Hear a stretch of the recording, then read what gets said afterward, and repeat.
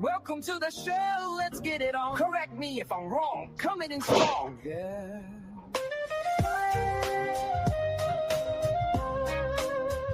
We're diving deep, got a lot to discuss. Religion to sports, come join the fuss. Current events, we keep it real. Breaking news, that's how we feel. Open minds, we gather around. Voices in the air, hear that sound. From the streets to the airwaves, we unite. Bringing all the topics to the spotlight. You're right me if I'm wrong. We're setting the tone. Podcast vibes, yeah, you're never alone. From the trucking world to the news of the day. Join the convo, come on, let's play. Trucking industry, we're keeping it fresh. Latest up. All right, guys. Thanks everybody for tuning in. We got a lot of things we want to try to discuss today. Things that are going on in the trucking industry that I think are important for all drivers and the families of drivers. Some updates on things that have happened this week in the trucking industry. This is drawing closer to the end of the week, so give me a minute here just to get set up. I was just looking at something that I thought was very, very interesting, so let me adjust this. Hope everybody out there had a good and prosperous week so far. It's been pretty eventful for us as we're getting ready to launch a lot of new programs and a lot of things that are really going to be beneficial for the driver.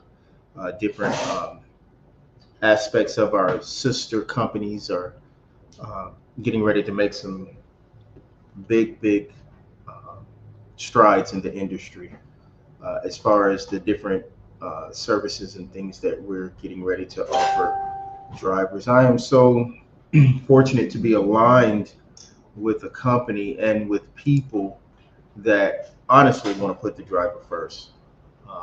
A lot of people say that, but really, I don't know if it is that they don't mean it as much as it is that they don't know how to go about doing it. I think that's more of what it is. Some of the older school drivers can't relate to modernization, or they can't adapt to the changing times. They refuse to adapt. And some of the younger drivers are coming into the industry without appreciation or without any knowledge of the past. So you've got a disconnect. You've got a disconnect all over the industry, as a matter of fact, between drivers, dispatchers, brokers. Drivers hate brokers. So it's disconnect everywhere. So what we try to do here on our show is bridge that gap. And I want to thank our sponsors, Walcott Entertainment, for providing us the platform to speak our mind with the freedom that we have to do so. So thank you again to Walcott Entertainment. All right, so let's just jump right into it. All right, some of the articles or some of the things going on in the industry that I thought was pretty interesting was what's going on with the tariffs. That's one thing. Then we've got some other news that's going on. We had a lot of blitz and a lot of DOT inspections going on. What actually happened in those DOT inspections? So we actually had a lot of activity over the past week. So let's just jump into some of those things, okay? All right. Maybe some of these things will interest some of the drivers. All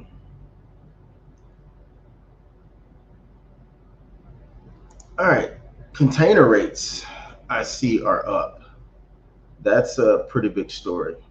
It said container freight rates that is coming out of China to the United States are surging after they had the tariff agreement, or the tariff pause rather, It said freight rates from Shanghai to New York surged 19%. And those may not seem like significant big numbers, but I can tell you pretty much so those are significant numbers. Um, so it said freight rates from Shanghai to New York surged 19%, or $704 to $4,350 per 40-foot container. And it said, and those from Shanghai to Los Angeles shot up 16%, from $423 to $3,136 per 40-foot container. So, man, do you kind of see the impact that um, the tariffs had on the trucking industry? So you have a surge in pricing going from $704. So if your average cost per 40-foot container pre-tariff was $704, it increased to $4,350 per 40-foot container. And most people couldn't afford to absorb those costs and, and things like that. So um, and it affected both coasts. So they gave you kind of the idea of how it shot up 19% on the East Coast. So anything going from Shanghai to New York, it was a 19% surge or increase. Anything going from Shanghai to Los Angeles shot up by 16%.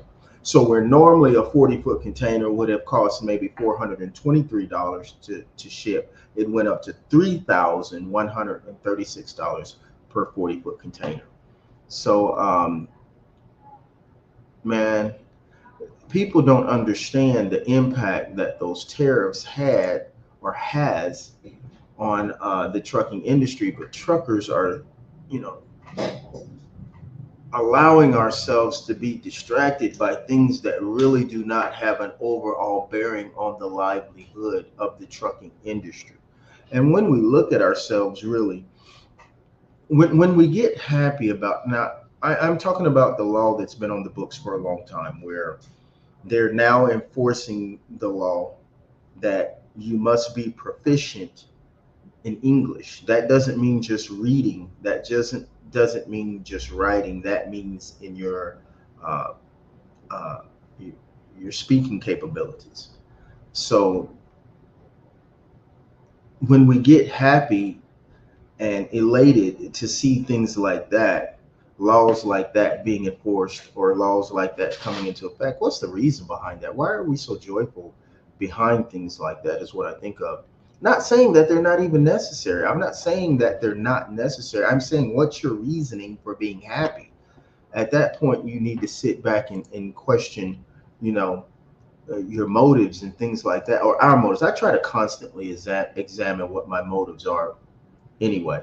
Um, why am I happy about this? Why am I sad about that? You know, is it for the right reasons? Am I happy that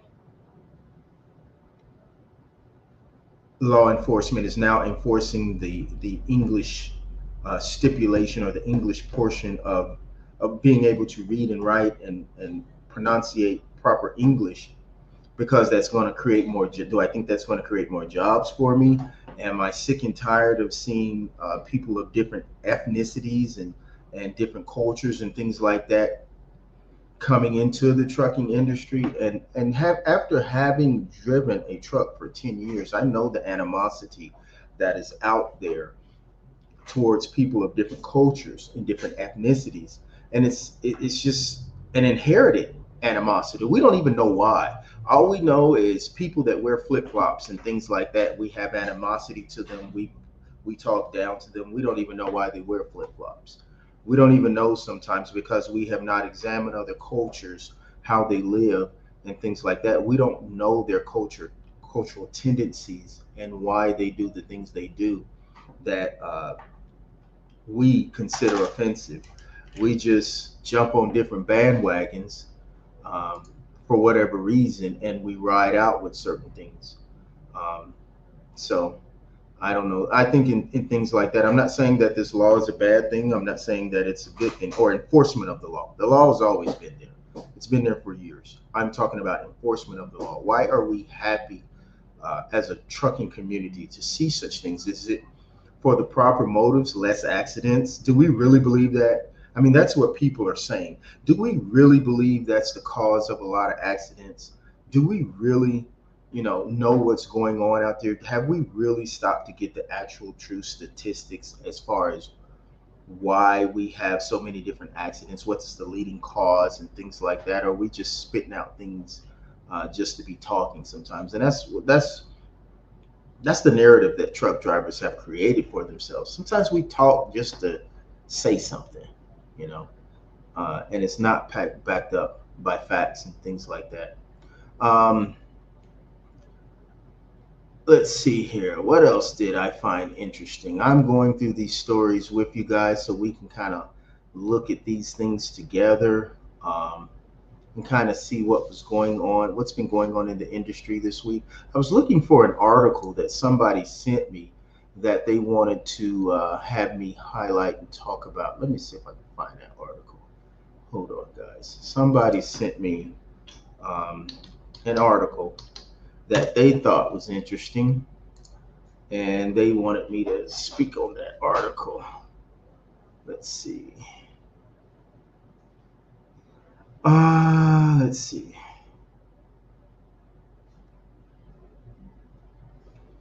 Okay. All right. Frederick Wilson wanted me to talk about an article that he found interesting. It was talking about a California trucking company where the owner of the trucking company pleaded guilty to theft of government property. So I haven't really looked into the story, but I'm about to look at it now. It said the owner of two California trucking companies admitted to committing fraud in order to obtain loans that were used to purchase agricultural land in Fresno County. So it said on May 27th, Gurjit Bath, 37, of Fresno, pleaded guilty to one count of theft of government property, according to the U.S. Attorney's Office for the Eastern District of California. So, according to court documents, Bath and I guess other members of his family, they operated two trucking companies. I'm not even going to say the trucking company's name, but they operated in Fresno County in 2020 and 2021.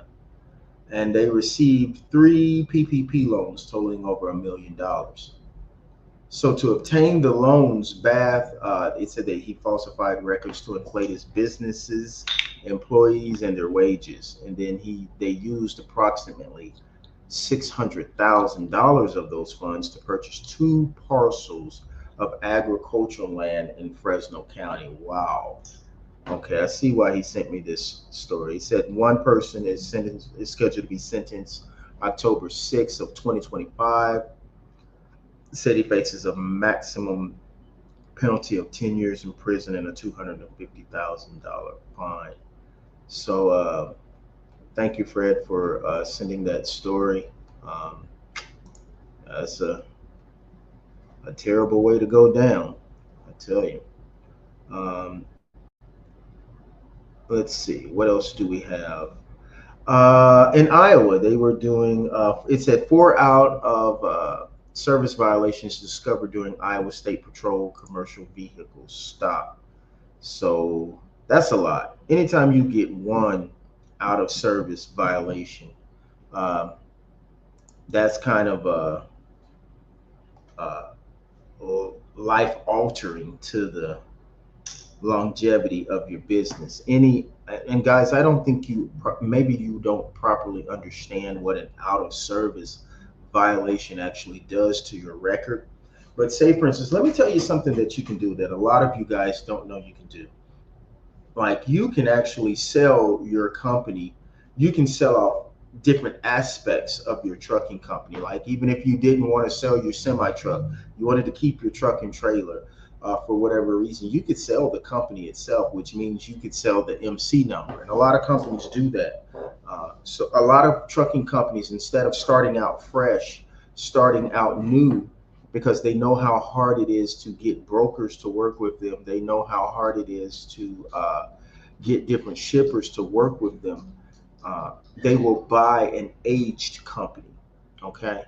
Um, it is very hard for a trucking company starting out Unless you just have an inside track, it is very difficult to get brokers to work with you. It's hard to get the Amazons, the Walmarts, different companies that can keep you moving consistently. It's very difficult to get them to work with you uh, if you're less than a year old, and even then, because they want to see some history, they want to see some inspection reports on your history. They want to see uh, safety record. They want to see all those things. Well, if you're a new company starting out, you don't have those things. They don't know anything about you. It's the same methodology and line of thinking as when you go to apply for credit. Okay, when you go to apply for credit, it's hard to get credit if you don't have credit already. Uh, but how do they expect you to get credit if they don't give you credit? So it's the same cat and mouse game in the trucking industry. It is difficult for a new truck driver to get started on his own. And if you guys are having any trouble, or if you're wanting to get into the trucking industry and need some help as far as how to break through, how to uh, be able to get brokers, get shippers, then you can always contact one of our sister companies, Elite Logistics, and we can help walk you through that process. We can get you in touch with brokers, shippers. We can help you develop your trucking company. If you are a dispatcher, we can help you develop your dispatching business with our back end office support. If you are a person wanting to get your CDL, then our other sister company of Elite Logistics, we are everything logistics, okay? Everything involving logistics, from you getting your CDL, from you getting a dispatch service, from you owning your own trucking company, all of that. We have our hands in all of those things. So if you are trying to figure out the best way to start your trucking company, there's several things you have to be concerned about. You have to be concerned about your MC, how to go about getting that. You have to have, your BOC3. You have to have your insurance. How much limits of liability insurance do you have to have? How much is that going to cost you? How do you get your IFTA in order? How do there's so many different things. How do you get your plates and things like that? How do you get registered with the clearinghouse drug consortiums and programs out there? So there's so many different things that you have to understand when you are trying to open your own trucking company. And there's always somebody out there trying to get you. Always. These factoring, there's always somebody trying to take your hard-earned money and give you no recourse, give you no options to change your mind. That's another thing you have to be careful of. And I tell everyone that we dispatch, because see, we have a dispatching service as well that handles things like that. So I try to tell everyone, we try to train the agents that actually do the dispatching, warn people, even if it means we're going to lose revenue as a company. Tell people the pros and the cons of things like factoring. Um, that's one of the things that you have to be most cautious of when you are trying to open up your own trucking company. Do I have the ability to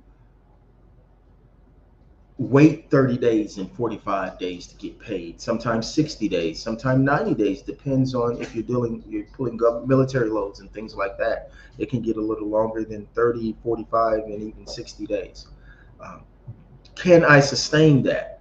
And most drivers can't. Most drivers need to get paid either within the first few days after delivery, or at least within a week. Most drivers need to get paid. So most drivers have to get and obtain what's called a factoring company. Um, and you have to be very careful about getting into factoring companies. So many people, there's so many lies, so much misinformation out there. A factoring company can screw up your MC number.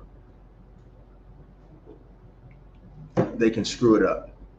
What happens? Let me briefly give you an overview of what happens when you factor.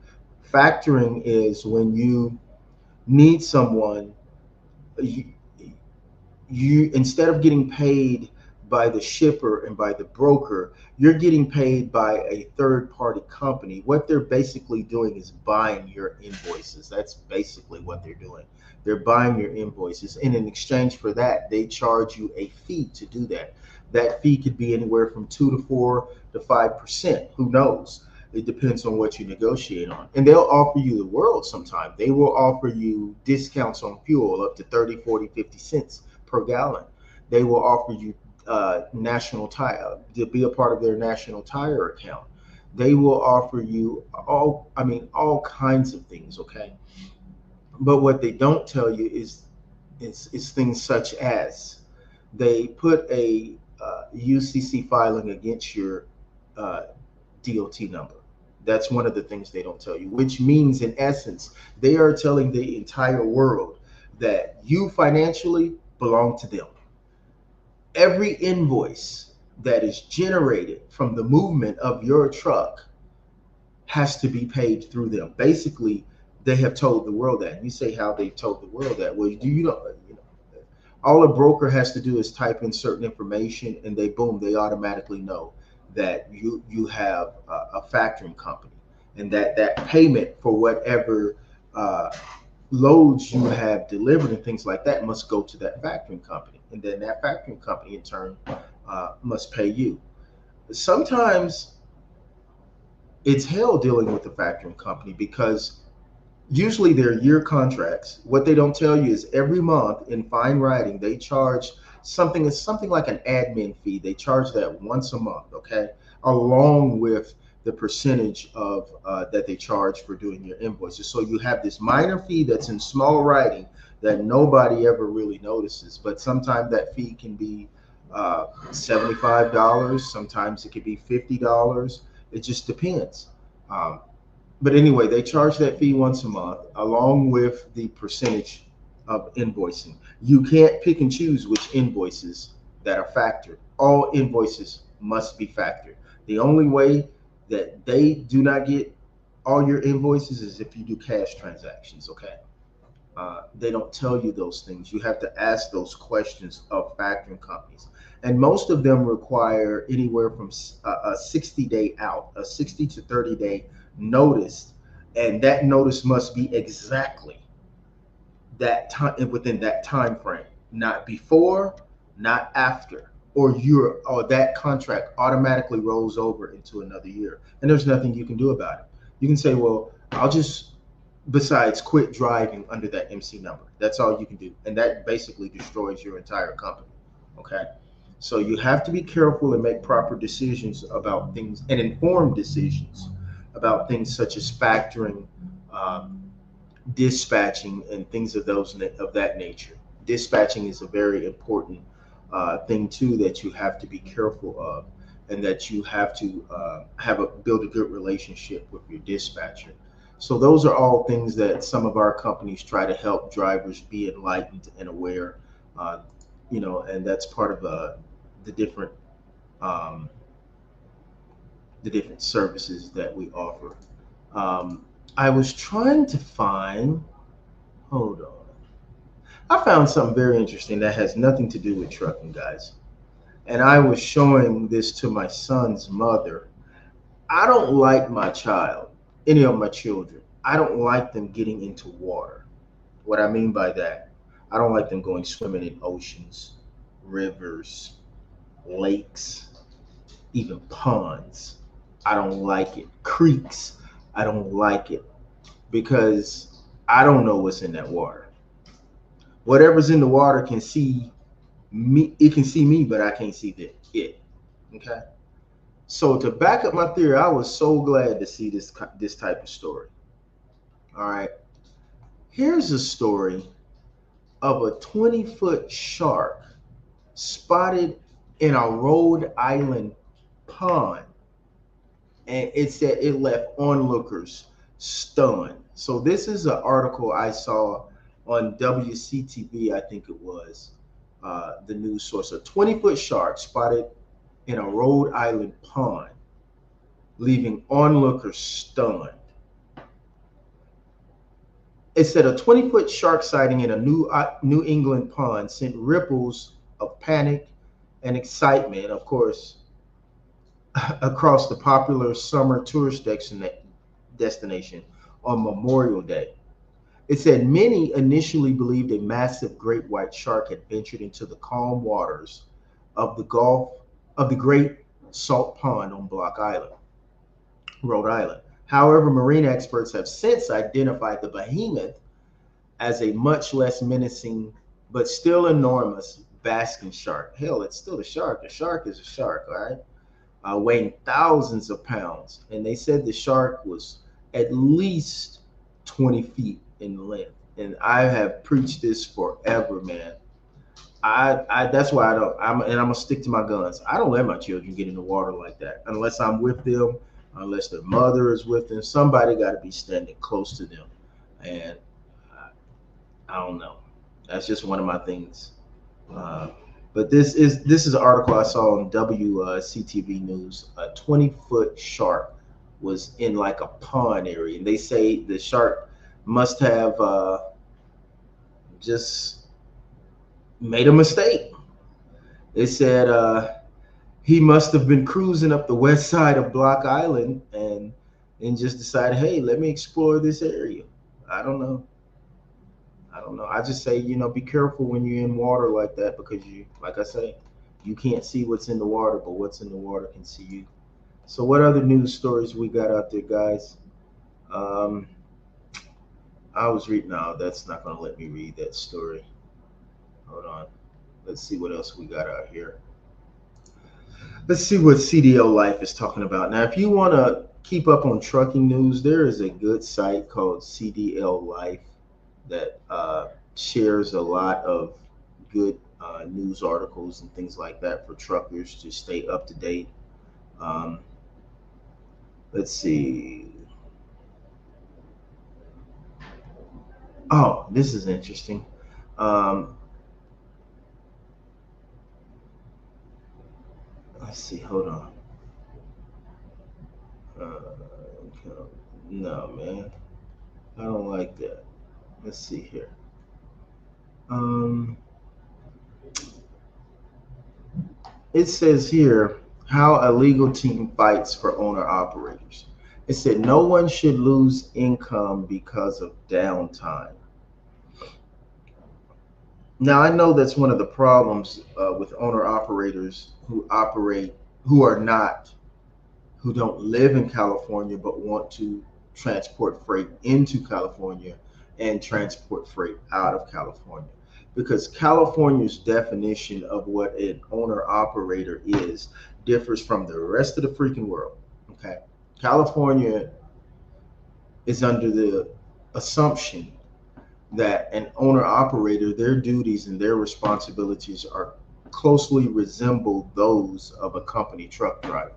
So they have, in turn, because of that, made it more difficult for owner operators or trucking companies to transport freight out of California. It's not as difficult to transport freight into California, but it is a much more difficult process transporting freight out of California because California identifies an owner operator in a different way from the rest of humanity, I guess. But that's California for you.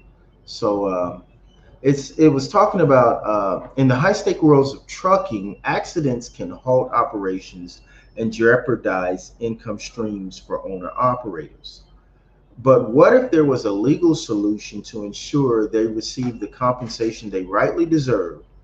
Um, so the challenge income interruption due to accidents. We know all of us as owner operators, that's the main thing. Like when most people get in a car accident in a regular vehicle, they thinking, okay, after they get out of the initial shock of what just happened, the next thing kicks in is, okay, how can I get paid for this? How can I get compensation for this? How can I get my vehicle repaired? How can I get my hospital bills paid? And how can I get some money for pain and suffering? So that's the number one thing kicks in after the shock. Because initially, when somebody gets in an accident in a personal vehicle, you'll see them be shocked and not really think of pain. And then once all of a sudden it hits them in his head, oh shit, I better start holding my back and my head. I better fall on the ground. You'll see that trips me out. I see that in the Philippines a lot. I'll see people that get hit. They'll be inside the car. They will hit a motorbike, or the motorbike will hit them, and the driver will be laying on the ground outside beside the car. And I'm like, how the hell? You driving the car. What you doing laying on the ground and you just hit a motorbike? But people are automatically, the automatic assumption shifts to, okay. And in the US, man, when they have accidents, you know how we do in the US, man. Oh my God. You could just barely tap somebody, and that person is just got to go to the emergency room. They got to do all this, that, and the third. So, but as truck drivers, our thoughts do not immediately go there. The first thing we think of when someone hits us is, damn, I'm about to lose a lot of money because my truck is going to be down. Okay, it's got to be repaired, parts have got to be ordered, estimates have got to be done, and a lot of truck drivers cannot afford to be out like that just waiting on to get compensated for things like that, because we know when accidents come, you know it could take months to get that money through insurance companies. um, so immediately for truck drivers, it's a headache when we get into accidents and things like that. This is something we try to avoid at all costs.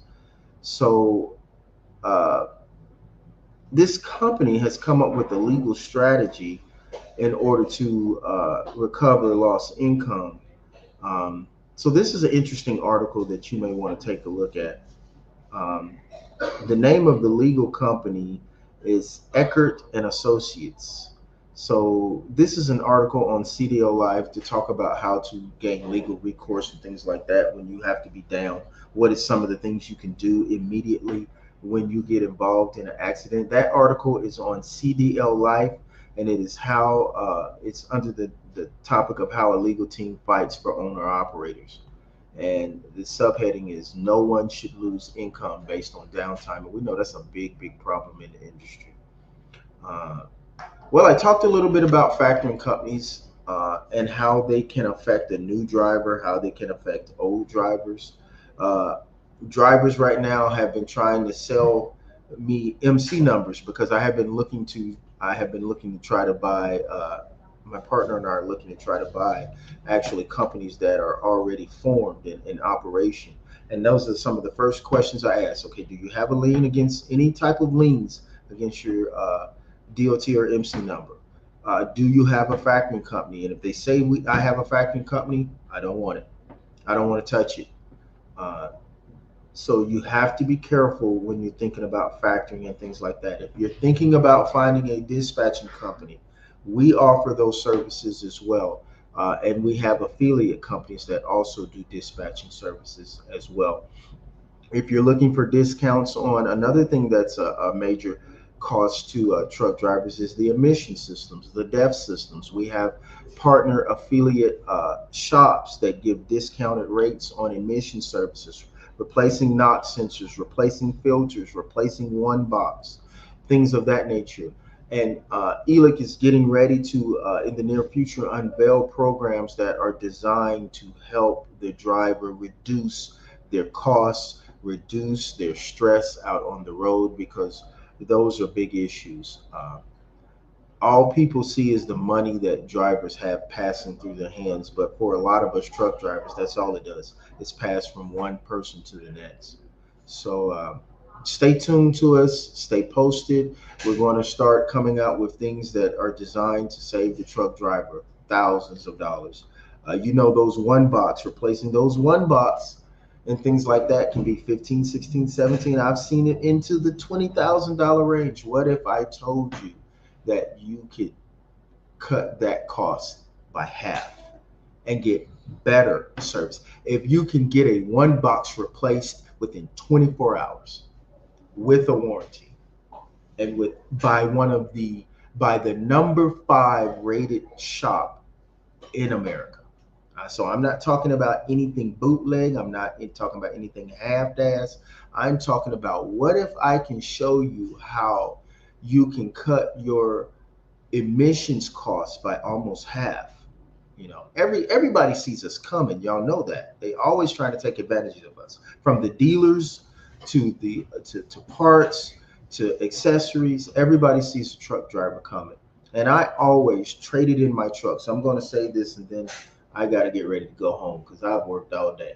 Um, I always traded in my trucks when they got to about 380,000, 400,000 miles because I didn't want to start dealing with the emissions costs and the emissions problem. Excuse me. But when I started getting into dispatching and when I started getting into podcasting, you start developing a lot of relationships with different people and you start coming to understand things, and misinformation is a mofo. Okay. So I found this mechanic. This not a mechanic. He's more like a technician. He's into solely emissions. Okay, emission systems on any type of, from Freightliners to KWs to Peterbilts to whatever you're driving. Okay, and when I found out the cost to replace emissions, to replace one boxes, to replace filters, to clean filters, uh, to replacing NOx sensors, to maintaining your system in general. There's maintenance things that you can do to extend the life of your service and your care. There's aftercare treatments and things like that that you can just extend the life of your emission systems by hundreds of thousands of miles. It blew my mind, man. Because there's so much misinformation in the trucking. There's so many lies. Damn the good word of misinformation. There's so many lies that are told, okay? And those lies are purposeful in order to get you to spend more, in order to get you to panic. Anybody that wants you to panic about something or be fearful of or have to come off to you and stoking your fear, be wary of things like that. Be wary of things like that if they don't give you the pros and the cons of every type of situation. So I had a gentleman that has the number 5 rated shop in our country, number 5 rated shop in America, really take the time and break down the knowledge of me and how emission systems work, first of all, how you can extend the life of your emission systems, and how much to replace NOx sensors, air filters, one box. Uh, you can actually buy used one boxes. It's all kind of things out there that I didn't even know was feasible. Because like I said, in my head was always programmed 15, 17, 18, $20,000. I didn't want that expense, so I'd always trade my truck in. When I could have had two or three paid off trucks by now, if I would have known the things I know now.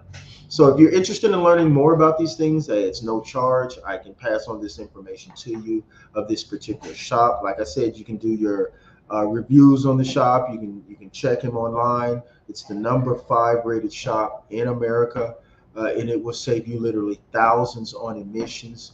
This is a guy that cares about truck drivers, and that is truly in it to help us. And he just happened to find something he loved doing in the process. So, okay, guys, that's all I have for you today. You can tune back in for our next episode, and we'll be giving you more news and updates. If you have anything that you know of that's going on as far as traffic, weather, and things of that nature that would be good for the general public and our truck driving community, feel free to email it to me. Feel free to text it over to me.